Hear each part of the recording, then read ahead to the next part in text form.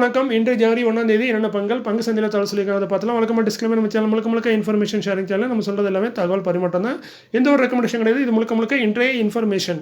இதில் தவறுகள் இருக்க வாய்ப்பு இருக்குது. நீங்கள் கண்டிப்பாக கிராஸ் வெரிஃபை பண்ணுங்கள். செபி ஸ்டாட்டிஸ்ட்டு அந்த தகவலை கன்ஃபார்ம் பண்ணுங்கள். நான் செபி ஸ்டாட்டிஸ்ட் இல்லை, நான் ஒரு சாதாரண இன்வெஸ்டர் தான். உங்களே மாதிரி தான். எனக்கு தெரிஞ்ச தகவலை நண்பர்கிட்ட ஷேர் பண்ண மாதிரி இந்த வீடியோ மூலமாக உங்களை ஷேர் பண்ணுறேன். ஸோ நீங்கள் கண்டிப்பாக கிராஸ் வெரிஃபை பண்ணுங்கள். இன்றைக்கி ஆங்கில புத்தாண்டு வருஷத்தோட முதல் நாள். ஸோ அனைவருக்கும் இனிய ஆங்கில புத்தாண்டு நல்வாழ்த்துக்கள். இந்த ஆண்டு உங்களுக்கு நல்ல ஒரு ஆரோக்கியத்தையும் நல்ல ஒரு செல்வத்தையும் கொடுக்க நான் ஆண்டவனை வேண்டிக்கிறேன். ஸோ முக்கியமாக ஆரோக்கியம் தான். ஏன்னா ஆரோக்கியம் இல்லாமல் நம்ம ஒன்றுமே பண்ண முடியாது. ஸோ நான் ஆண்டவனை கேட்குறது அது ஒன்று தான். ஏன்னா எனக்கு இருக்க தேவையானது அது ஒன்று தான். என் ஃபேமிலிக்கு கொஞ்சம் ஆரோக்கியம் பிரச்சனை இருக்குது. ஆனால் ஆரோக்கியம் மட்டும்தான் நல்லா இருந்தால் நல்லாயிருக்கும். செல்வம் தானாக தேடி வரும்.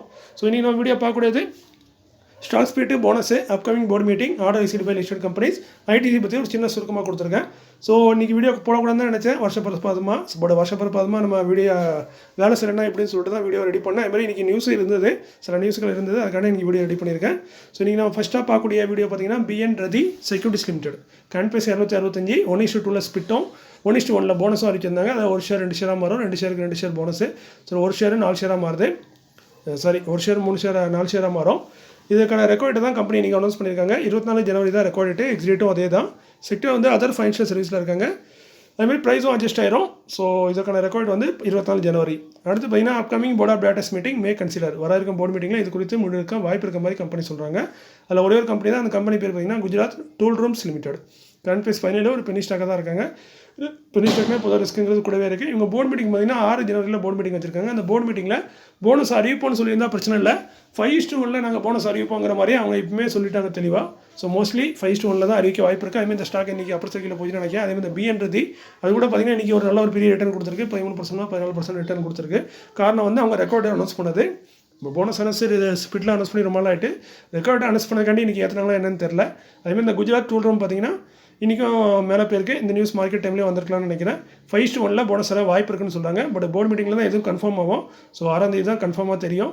செக்டர் பார்த்தீங்கன்னா பிளாஸ்டிக் ப்ராடக்ட்டில் இருக்காங்க குஜராத் டூல் ரூம். அதேமாதிரி கம்பெனி நல்லா ரிசர்வ் வச்சிருக்காங்க. ஸோ 5:1 போனஸுங்கிறது சாதாரணமாக அவங்க கொடுக்க வாய்ப்பு இருக்குது. ஸோ பொறுத்திருந்து பார்க்கலாம் சொன்ன மாதிரியே கொடுக்குறாங்கன்னு. அடுத்து நம்ம பார்க்குறது எல்லாமே order received by listed companies. ஃபஸ்ட்டாக பார்க்குறது நியூஜென் சாஃப்ட்வேர் டெக்னாலஜிஸ் லிமிடெட் 1715 இவங்களுக்கு வந்து நிறைய ஆர்டர் கிடச்சிருக்குங்க. ஒன்று பார்த்தீங்கன்னா 20 கோடியே 89 லட்சம். இன்னொன்று வந்து சிங்கப்பூர் டாலருக்கு வந்து 17,47,298 சிங்கப்பூர் டாலருக்கான ஆர்டரு. அடுத்து US டாலரில் ஆர்டரு பார்த்தீங்கன்னா 18,29,019 டாலரு. திரும்ப இன்னொரு ஆர்டர் பார்த்தீங்கன்னா 16,43,256 ஸோ இப்படி எல்லாமே 3 ஆர்டர் பார்த்தீங்கன்னா ஃபாரினில் கிடச்சிருக்கு, இன்டர்நேஷனலில். ஒன்று வந்து இந்தியாவில் கிடச்சிருக்குன்னு நினைக்கிறேன். ஸோ 4 ஆர்டர் மொத்தமாக கிடச்சிருக்கு நியூஜென் சாஃப்ட்வேர் டெக்னாலஜிஸ் லிமிடெடுக்கு. அடுத்து பார்த்தீங்கன்னா NCC லிமிடெட் கரண்ட் பேஸ் 277 349 கோடியே 70 லட்சத்துக்கான ஆர்டர் கொடுத்தது. ஒரு ப்ரைவேட் கம்பெனின்னு சொல்லியிருக்காங்க, பேரை மென்ஷன் பண்ணல. VA Tech Wabag limited 1674 current base 145 கோடிக்கான ஆர்டர் கொடுத்தது. Chennai petroleum corporation limited CPCL. CRM's recycling industries limited 149 current base SME category 10 கோடிக்கு என்னமோ ஒரு ஆர்டர் கிடச்சிருக்கு. இது இன்டர்நேஷனல் ஆர்டர் தான், நம்ம இந்தியன் ரூபாய்க்கு 10 கோடி. ஸோ இது கொடுத்தது யாருன்னு பார்த்தீங்கன்னா அல் கொரியான் இன்டர்நேஷனல் லிமிடெட். இது ஒரு துபாயை சேர்ந்த கம்பெனி தான் இவங்களுக்கு இந்த ஆர்டர் கொடுத்துருக்காங்க. Aluwind architecture limited current base 55 SME category 7 கோடியே 60 லட்சத்துக்கான ஆர்டர் கொடுத்தது. Godrej project development limited. Trishakti industry limited 178 current base 2 கோடியே 50 லட்சத்துக்கான ஆர்டர் கொடுத்தது. L&T. DCX system limited current base 359 இவங்களுக்கு ஒரு ஃபாரின் ஆர்டர் தான் கிடச்சிருக்குன்னு நினைக்கிறேன். இது கொடுத்தது பார்த்தீங்கன்னா எல்டாஸ் சிஸ்டம் லிமிடெட் இஸ்ரேல் சேர்ந்த கம்பெனி கொடுத்துருக்காங்க. டாலருக்கு பார்த்தீங்கன்னா 22,61,769 US டாலருக்கான ஆர்டர் கிடச்சிருக்கு DS சிஸ்டம் லிமிடெடுக்கு. RailTel corporation of India 404 current base 78 கோடியே 43 லட்சத்துக்கான ஆர்டர் கொடுத்தது. Bharat coking coal limited. Conart engineers limited current base பார்த்தீங்கன்னா 314 7 கோடிக்கான ஆர்டர் கிடச்சிருக்கு கொடுத்தது. Siva performance material private limited.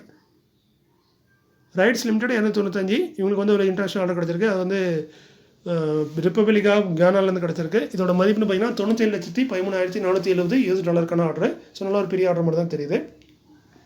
Power mech project limited 2,715 current base 294 கோடிக்கான ஆர்டர் கொடுத்தது. Adani power limited. அடுத்து பார்த்தீங்கன்னா இந்த ஐடிசியோட சின்ன சுருக்கம் தான். ஐடிசி ஹோட்டல் பெரிய போது நம்மளுக்கு தெரிஞ்சது தான். ரெக்கார்டு வந்து 6ஆம் தேதி. ஸோ இந்த டிமேஜருக்கு அப்புறம் என்ன பார்த்தீங்கன்னா இப்போதைக்கு பார்த்தீங்கன்னா ஐடிசி ஹோட்டலில் வந்து ஆக்சுவலி 1ஆம் தேதியிலே கைமாறிட்டு. பட் இது அது வரைக்கும் பார்த்தீங்கன்னா ஐடிசி ஹோட்டலில் வந்து 100% ஹோல்டிங் வந்து ஐடிசிக்கு இருந்துச்சு. ஸோ இப்போ வந்து என்ன ஆகுதுன்னா இந்த டீமர்ஜருக்கு அப்புறம் பார்த்தீங்கன்னா கிட்டத்தட்ட 60% நம்ம ஷேர் ஹோல்டர்கிட்ட இருக்கும், அதை நம்மளுக்கு கொடுத்துருவாங்க. ஐடிசி கைவசம் வந்து பார்த்திங்கன்னா 40% தான் இருக்கும் ஐடிசி பிஸ்னஸ் ஹோட்டல் பிஸ்னஸில். ஸோ வந்து இதான் ரெக்கார்டேட்டு. ஸோ இதுக்கப்புறம் நம்ம ஐடிசி ஹோட்டல் வந்து ரெஜிஸ்டர் ஆனதுக்கப்புறம் 40% வந்து ஐடிசி வச்சுருப்பாங்க, 60% வந்து பப்ளிக் கையில் இருக்கும். அதேமாதிரி இந்த ஐடிசி பிராண்டை யூஸ் பண்ணதுக்கான ஒரு அக்ரிமெண்ட்டும் போட்டிருக்காங்க ஐடிசி ஹோட்டலோட. ஸோ அது மூலமாக அவங்களுக்கு லாயல்ட்டி பே பண்ணுவாங்கன்னு நினைக்கிறேன். யாருன்னா ஐடிசி ஹோட்டல் வந்து ஐடிசிக்கு அந்த ட்ரேட்மார்க் யூஸ் பண்ணதுக்கான அக்ரிமெண்ட் போட்டுருக்காங்க. ஸோ அதனால் அவங்களுக்கு பணம் கொடுக்க வாய்ப்பு இருக்குது. ஸோ இதுக்கு ஐடிசியும் ஒப்புதல் கொடுத்துருக்காங்க, எங்கள் ட்ரேட்மார்க்கை நீங்கள் யூஸ் பண்ணலான்னு. எல்லாமே ஒரே கம்பெனி தான், அப்படி இருந்தாலும் 2 செப்பரேட் என்டிட்டியாக மாறப்போகுது. அதேமாதிரி ஐடிசி அவங்க கைவசமாக இருந்தால் நிறைய ஹோட்டல் ஷேர் எல்லாம் இப்போ வந்து ஐடிசி ஹோட்டலுக்கு 1ஆம் தேதியிலேருந்து மாற்றிருக்காங்க, ஜனவரி 1ஆம் தேதியிலேருந்து, அதாவது இன்னிலேருந்து. அது என்னென்ன ஹோட்டல்னு பார்த்தீங்கன்னா ஃபார்ச்சூன் பார்க் ஹோட்டல், அதேமாதிரி பே ஐலாண்ட் ஹோட்டல்ஸ், அதுக்கப்புறம் Land Base India limited, Welcome hotels private limited. இந்த 4 ஹோட்டல்லையும் பார்த்தீங்கன்னா இவங்களோட சப்சிடரி தான் ஐடிசி ஹோட்டலோட ஐடிசியோட சப்சிடரி. ஸோ அது 100% வந்து ஐடிசி தான் ஹோல்ட் பண்ணாங்க. அது அப்படியே பார்த்தீங்கன்னா ஐடிசி ஹோட்டலுக்கு தாரை வார்த்து கொடுக்குறாங்க. அதேமாதிரி இன்னும் 2-3-4 ஹோட்டல் இருக்குது. ஒன்று ஸ்ரீனிவாசா ரெசார்ட் லிமிடெட், அது வந்து ஒரு சப்சிடரி கம்பெனி, அதில் 68% ஹோல்டிங் வச்சிருக்காங்க ஐடிசி. அந்த 68% இப்போ ஐடிசி ஹோட்டலுக்கு போகுது. அதுக்கப்புறம் இன்டர்நேஷனல் ட்ராவல் ஹவுஸ் லிமிடெட், இதில் வந்து 48.96% வச்சுருக்காங்க, அதையும் ஐடிசி ஹோட்டலுக்கு கொடுக்குறாங்க. குஜராத் ஹோட்டல்ஸ், இதில் 45.78% வந்து ஐடிசிக்கு ஹோல்டிங் இருக்குது, அதை வந்து ஐடிசி ஹோல்டருக்கு ட்ரான்ஸ்ஃபர் பண்ணுறாங்க. லாஸ்ட்டாக பார்த்தீங்கன்னா மகாராஜா ஹெரிடேஜ் ரெசார்ட் லிமிடெட், இதில் பார்த்தீங்கன்னா 50% வரைக்கும் ஹோல்டிங் வச்சிருக்காங்க. இந்த 50%ஐயும் இப்போ ஐடிசி ஹோல்டருக்கே கொடுத்துட்டாங்க. அதாவது இதுக்கு முன்னாடி ஐடிசி ஹோட்டலில் அவங்க என்னென்னலாம் பண்ணிட்டு இருந்தாங்களோ அதை அப்படியே அவங்க கையில் ஒப்படைச்சிட்டு ஐடிசி வந்து தனியாக வந்துட்டாங்க. ஸோ எங்கள் இது அது லோகோவெல்லாம் நீங்கள் யூஸ் பண்ணதுக்கு உங்களுக்கு அக்ரிமெண்ட் போட்டு கொடுத்துட்டோம், நீங்கள் எல்லாத்தையும் யூஸ் பண்ணிக்கலாம் அப்படிங்கிற மாதிரி. அதேமாதிரி இந்த ஐடிசி ஹோட்டலில் வந்து புதுசாக லிஸ்ட் ஆக போகுது. அது என்ன ப்ரைஸுங்கிறது கொஞ்சம் கன்ஃபியூஸாக தான் இருக்குது. பட் மார்க்கெட்டில் பொறுத்த வரைக்கும் எல்லாருமே சொல்கிற ரேஞ்சு பார்த்தீங்கன்னா 150 160 170 இந்த ரேஞ்சுக்குள்ளே தான் சொல்கிறாங்க, இல்லை 130 கூட கொடுக்கலாம். ஸோ 100க்கு மேலே தான் லிஸ்ட் ஆகிறதுக்கு வாய்ப்பு இருக்க மாதிரி நிறைய பேர் சொல்கிறாங்க.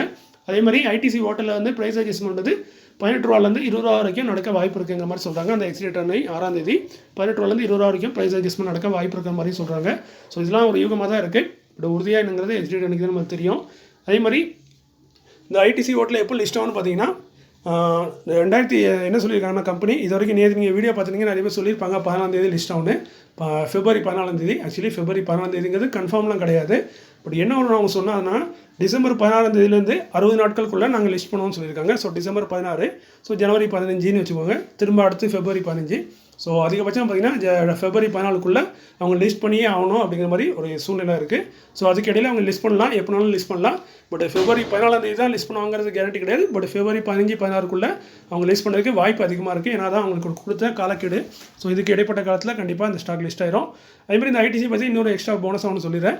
இப்போதைக்கு தான் ஐடிசி ஹோட்டலில் வந்து உங்களுக்கு வந்து ஐடிசிலேருந்து டிமெர்ஜ் ஆகி வெளியே தனியாக கொடுக்குறாங்க. பட் ஒரு காலத்தில் இந்த ஐடிசி ஷேர் வந்து ஐடிசி ஹோட்டல் வந்து தனியாகவே லிஸ்ட்டாக இருந்ததுக்கு நான் தேடி பார்க்கும்போது தெரிஞ்சது ஒரு நியூஸு. ஸோ அவங்க என்னென்னா 2005 வந்து மெர்ஜ் பண்ணுறேன்னு சொல்லிட்டு ஐடிசியோட மெர்ஜ் ஆகிட்டாங்க. அப்போது வந்து ரேஷோ வந்து வேறு மாதிரி ரேஷோ இருந்துச்சு. அப்போ கூட அந்த ஸ்டாக் பார்த்தீங்கன்னா 160 ரூபா என்னமோ ட்ரேட் ஆகிருக்கு. லாஸ்ட்டாக 160 ரூபாவில் ட்ரேட் ஆகிட்டு இருக்கும்போது ஐடிசியோட மெர்ஜ் ஆகிட்டு 2025 மார்ச்லன்னு நினைக்கிறேன். ஸோ அதுக்கப்புறம் இப்போ வந்து அந்த அதே திரும்ப ஐடிசி ஹோட்டலில் டிமெர்ஜ் பண்ணுறாங்க. ஸோ ஒரு தடவை மெர்ஜ் ஆகிட்டு இப்போ திரும்ப டிமெர்ஜ் ஆகிருக்கு இந்த ஐடிசி ஹோட்டலு. ஸோ இப்போ வந்ததுக்கப்புறம் பார்க்கலாம். ஆக்சுவலி என்கிட்ட இந்த ஸ்டாக் இருக்கா இல்லைன்னு கேட்டிங்கன்னா என்கிட்ட இல்லவே இல்லை. ஸோ பார்க்கலாம். ஷேர் ஹோல்டர் வச்சுருக்கவங்க ஒரு நல்ல ஒரு விஷயம் தான், ஏன்னா புதுசாக ஒரு ஷேர் கிடைக்க போகுது. ஸோ மீண்டும் ஒரு ஹாப்பி நியூ இயர் சொல்லிவிட்டு வீடியோட முடிச்சுக்கிறேன். ஸோ மீண்டும் ஒரு நல்ல காணொளியில் உங்களை சந்திக்கிறேன். இப்போதைக்கு உங்களில் ஒருவன். நன்றி, வணக்கம்.